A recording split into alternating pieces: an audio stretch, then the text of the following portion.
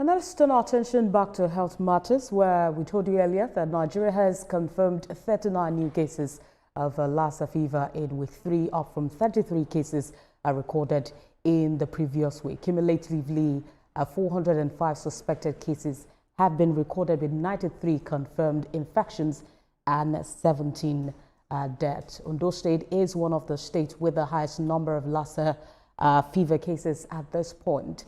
Well, I'm joined by the special advisor to the governor of Ondo State on Health, Professor Simidele Odumaya, joins me on the news at 1. It's good to have you join us at this time.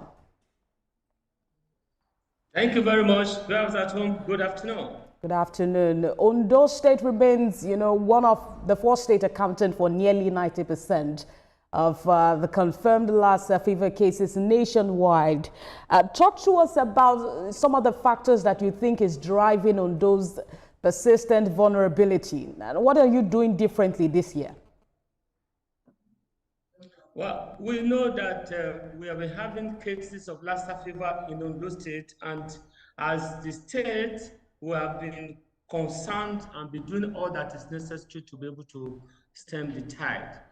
We are actually concerned, and we have this active case search and research and surveillance that is being done, such that virtually every case is being tracked for us to be able to know what is happening, because that is one of the key things in which we can be able to determine what is happening and be able to control the disease. So one of the reasons why we may be having the high cases is because we are concerned as a state, and we are working actively, doing active case search and surveillance that we are doing.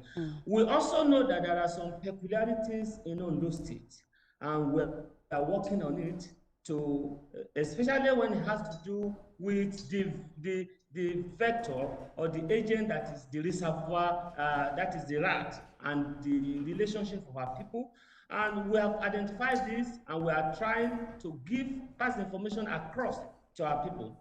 The health workers will have constant training and retraining that will be given to them, that will help them to be able to have this high index of suspicion that can be able to enable them to identify cases and be able to manage them.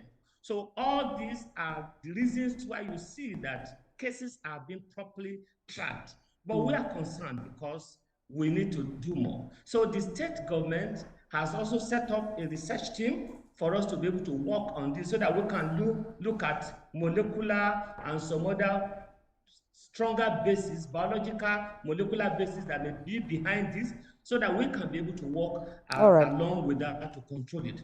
Let's talk about of the state as one of the concerns. I'm so sorry to cut you. Let's talk about this research team. There's another worrisome data which shows that, young adults between the ages of 21 to 30 are most affected in this. Is Ondo State seeing a similar pattern? And how are you working in terms of, communicating the level of risk to fit this age and its group? Well, the ages I'll talk about, yes, what we're having in Ondo State is also similar to that. But of course, we are even having cases that goes beyond that, outside this age range. But the issue there is not about the age per se. The issue there is about contact and vulnerability. Because once you have contact with this virus, then that person can come down with it, irrespective of the age. So the issue that will now be peculiar about the age is basically related to exposure to this agent. And you know that the younger age group, they may have the opportunity of going out to maybe eat from where we have contamination of this food, or have contact with the rat and some of those ones. This may be a peculiar issue, but the issue there, the truth is that it's not about the age per se, it's about exposure and contact to the agent and the virus.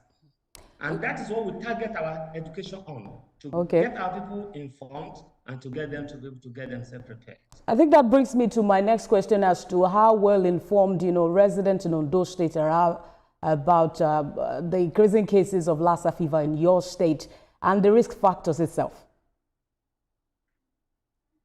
Well, we are actually doing a lot to be able to educate our people. The education team is ongoing. We are moving on. We have our staff, especially in the 5 local government area where we're having high prevalence. We have a lot of education. Even in our radio jingles, our television stations, we are having active information and informing our people about this so that they can be able to protect themselves and protect the environment from expansion, so from contacting this virus. So we are doing a lot of things to be able to get that. Even our health workers, because death contact among our health workers is one of the concerns that we have as a state. All right. And we are working among these health workers to be able to be sure that they have the personal protective equipment that is needed to be able to control it. That's a fine place to leave it for now. Thank you for talking to us. Special Advisor to the Governor of Ondo State on Health, Professor Simidele Odimayo. Thank you for joining us on TVC News at 1. Thank you very much. God bless.